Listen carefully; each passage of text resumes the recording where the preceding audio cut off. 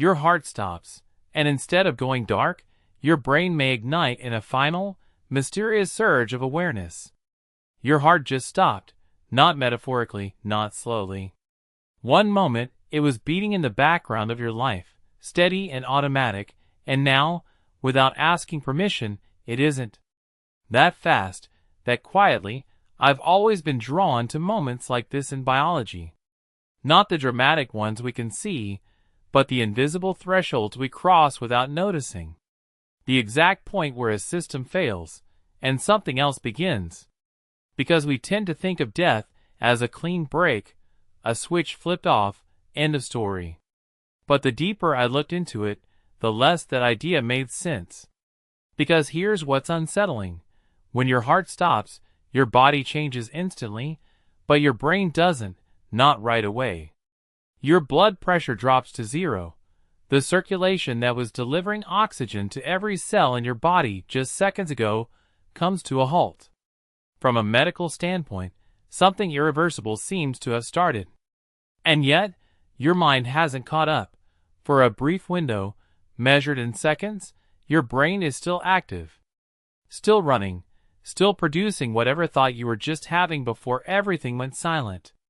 Which means, in a very real sense, you are still there. That gap between what has already happened in your body and what your brain has realized keeps bothering me. Because if there's no blood flow, no incoming oxygen, why doesn't consciousness vanish instantly? Why isn't it like turning off a light? That question pulled me in deeper than I expected, and what I found is that those first seconds aren't empty at all. They might be some of the most complex, least understood moments your brain will ever experience. So instead of thinking about death as an ending, I want to slow it down, second by second. Because what happens next isn't just a shutdown, it might be something else entirely. If we stay inside that narrow window, right after everything stops, something unexpected becomes clear. For a few seconds, your brain doesn't collapse, it continues. There's still oxygen left in the bloodstream, just enough to keep neurons firing a little longer, and neurons don't hesitate. They don't ask whether the system is failing. They simply keep doing what they were already doing, passing signals, sustaining patterns, holding on to whatever state your mind was in a moment ago. I keep thinking about that, because it means your last thought doesn't just disappear. It lingers, suspended in a system that hasn't realized it's running out of time. From a biological perspective, this makes sense. The brain is an energy-intensive organ, but it's not fragile in the way we imagine. It doesn't shut off instantly when supply is interrupted. There's a delay, a kind of residual momentum. And inside that momentum, you are still, in a technical sense, conscious. But the clock is unforgiving. The brain consumes about a fifth of your body's oxygen under normal conditions. Without fresh delivery, those reserves start depleting almost immediately. Electrical activity begins to destabilize, not all at once, but gradually, unevenly.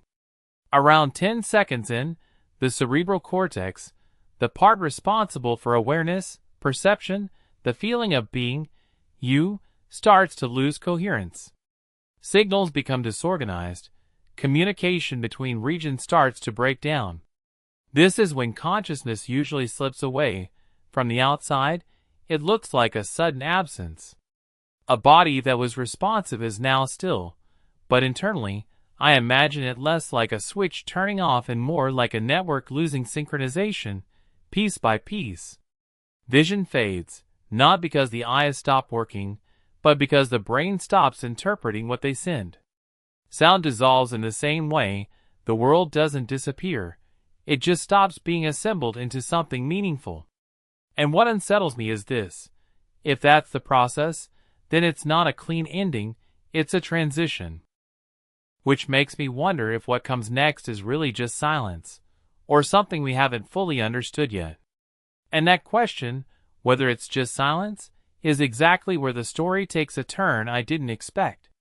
Because right when we would assume the brain is fading out, some evidence suggests it does the opposite. In 2023, A research team at the University of Michigan monitored brain activity in comatose patients as life support was withdrawn. The expectation was straightforward. As oxygen levels dropped, brain activity would slowly diminish, like a machine losing power. But in some cases, that's not what happened. Instead, there was a sudden surge, an intense burst of gamma wave activity spreading across the brain. And gamma waves aren't random. They're typically associated with heightened awareness, complex processing, even moments of insight and memory recall. The kinds of patterns you see when the brain is fully engaged, not shutting down. I remember reading that and just sitting with it for a while, because it doesn't fit the narrative we're used to. Why would a brain that's losing oxygen suddenly become more active in the very frequencies linked to consciousness? What's even stranger is where this activity was concentrated. A region called the temporoparieto-occipital junction, a part of the brain involved in integrating sensory information and constructing your sense of self. It's also been repeatedly linked to out-of-body experiences in other studies.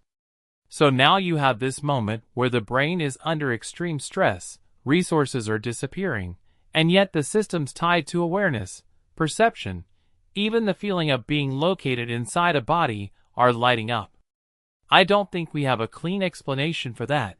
It could be a byproduct of collapse, neurons firing erratically as control breaks down. But the structure of the activity suggests something more organized than pure noise, and that possibility is hard to ignore. Because if the brain isn't simply shutting down, if it's entering some kind of final, heightened state, then it forces a different kind of question. Not just what stops when we die, but what might actually be happening in those last moments of awareness. If that final state of awareness is real, then the next question becomes impossible to ignore. What does it actually feel like from the inside? This is where the clinical data starts to overlap with something much more human.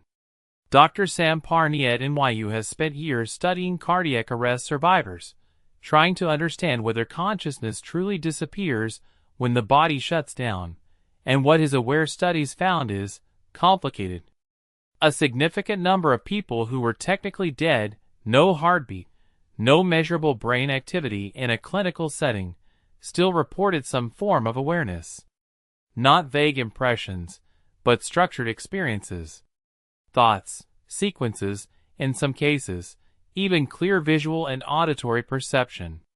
I'll be honest, I didn't expect the numbers to be that high. It forces you to take the reports more seriously, even if you're skeptical. And the experiences themselves follow patterns that are strangely consistent. People describe a sense of separation from their body, like observing from a distance.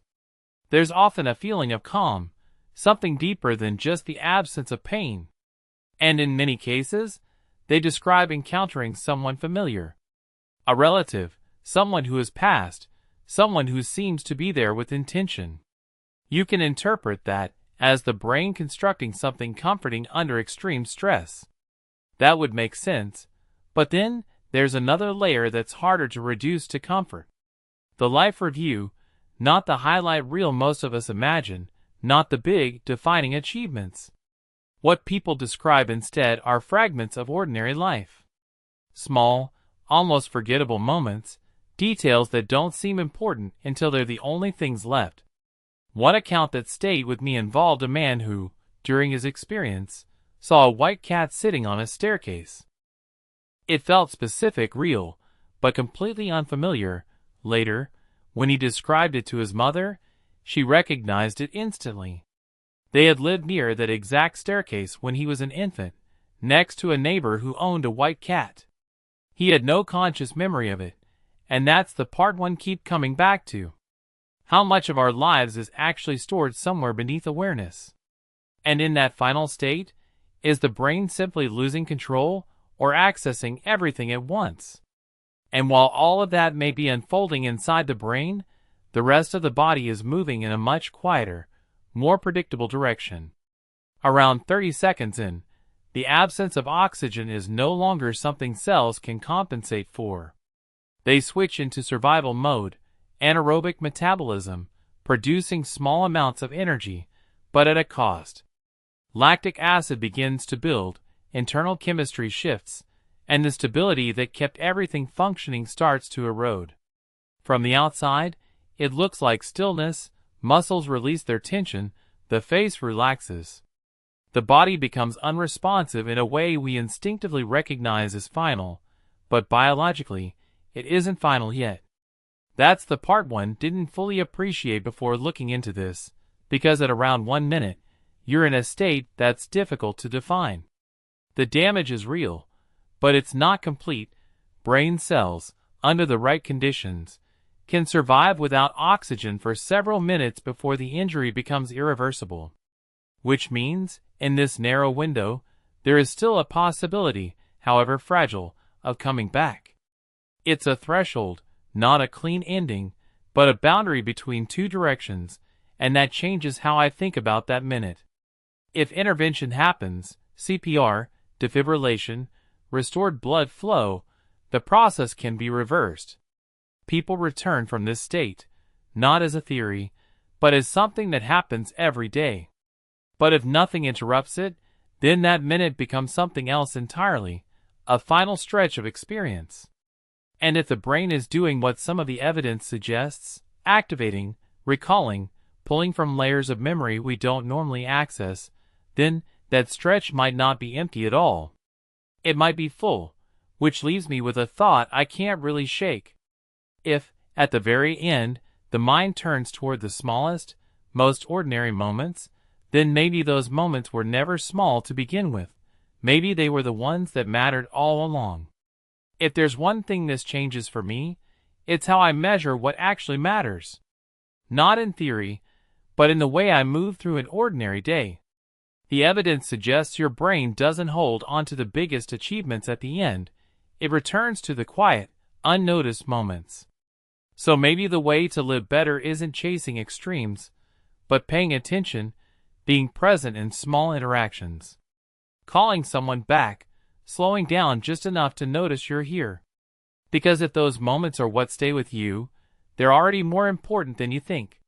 What's one small moment in your daily life that you might be overlooking right now? I'd really like to hear your thoughts. Drop your answer in the comments so we can all see different perspectives. And if this made you think a little differently, consider subscribing to support the channel and keep this kind of content coming.